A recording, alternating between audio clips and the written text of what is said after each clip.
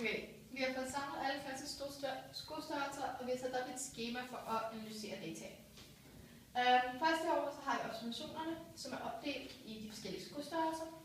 Så har vi hyppigheden, hvilket er antallet af gange, som den enkelte skostørrelse fremkommer i klassen. Og så har vi frekvens. Frekvens, det regner man med at sige antallet af gange, den enkelte, altså hyppigheden, den enkelte observation fremkommer, divideret med antallet af af skostørrelser. Altså. Ja. Og det er 26, så for eksempel når man regner frekvensen af størrelse 36, så er det 1 divideret med 26 gange 100, så bliver det 3,8. Så det er 3,8% af de 100% af skostørrelsen.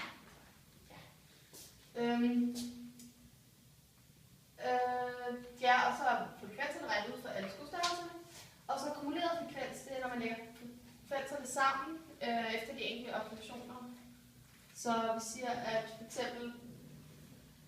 vi kan fx sige, at fra 36 til størrelse 40, det er der 57,6% af klassen, hvis skostørrelse ligger inden for de felt.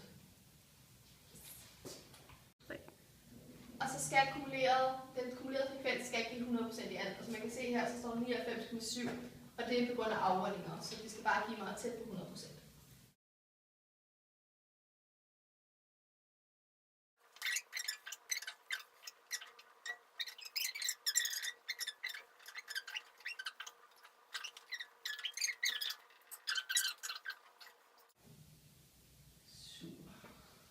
Men det er sådan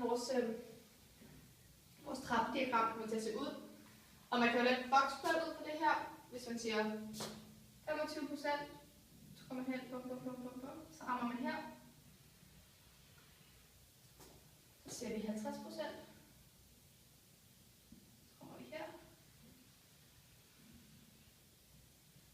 Og så ser vi 75%.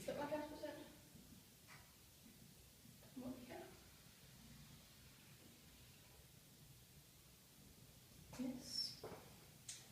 Og så ser vi 100%, så vi ved er heroppe. Kører vi herned. Og så kan vi sige, det her det er boksen. Nej, det her det er boksen.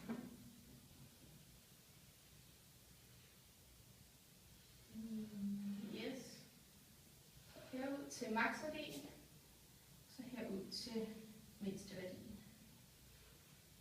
Så her har vi så 36, som er mindsteværdien. Her har vi nedaktiv, som bliver ca. 38. Så har vi halvdelen til at ligge her, som bliver medianen, som er 39. Så har vi en øvre kvartil her, som er 43. Og så har vi til sidst den maksimumværdien, som er 46. Og det er sådan set et trappediagram.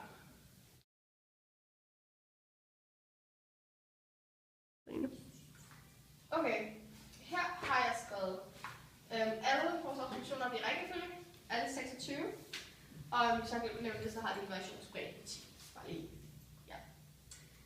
Måden for mindste værdi er meget let, at tage det laveste tal, så mindste værdi det er 36. Og det bliver så også starten på vores boksplot, vi også laver ud fra det her. Derefter så skal vi finde middelværdi, eller den nedre kvartal, jeg vil faktisk gerne finde middelværdi. Sådan hedder medianen. Ja, sådan hedder medianen. Fordi middelværdien, det finder man ved at lægge alle observationerne sammen, og så dividere med antallet af observationer. Og det har vi så fået til 40. Men medianen er måske anderledes. Så ser vi 26, så det burde jo være 13 tal. 1, 2, 3, 4, 5, 6, 7, 8, 9, 10, 11, 12, 13. Så vores 13 og 14, ikke? Fordi var der ikke 26? Der er 26.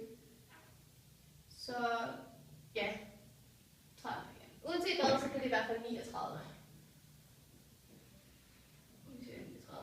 Det er vores median. Så vil vi godt finde den nedre kvartil, som altså 25%-agtigt. Og det tager vi så bare her og siger bum, bum, bum, bum, bum, heldigt tal med 38. Og så tager vi øvre parti, altså, og så har vi selvfølgelig også maksværdien herovre, som er 46, ikke? Øvre parti.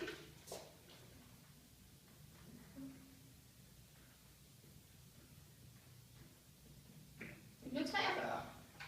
Så lige ned her.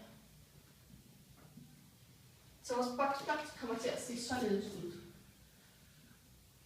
Så har vi nummer 25 her, altså en øvre parti, med en nederste parti. Øvre parti til maksværdien. Og det her, det er så medianen. Og det er altså vores boksblok fra optælling i stedet for trappediagram.